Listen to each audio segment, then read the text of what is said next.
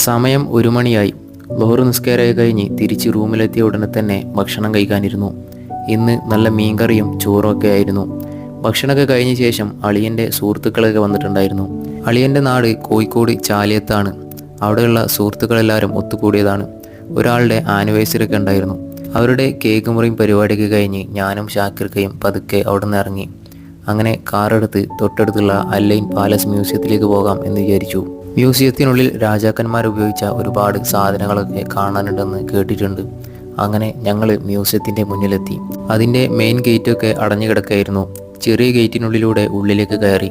സെക്യൂരിറ്റിയോട് ചോദിച്ചപ്പോൾ ഇവിടെ പ്രവേശനമില്ല എന്നാണ് പറഞ്ഞത്. ഉള്ളിൽ എന്തൊക്കെയോ മെയിൻ്റെനൻസ് വർക്ക് നടക്കുന്നതുകൊണ്ട് ഇനി 2 വർഷം കഴിഞ്ഞിട്ട് ഇത് ഓപ്പൺ ആവുകയുള്ളൂ.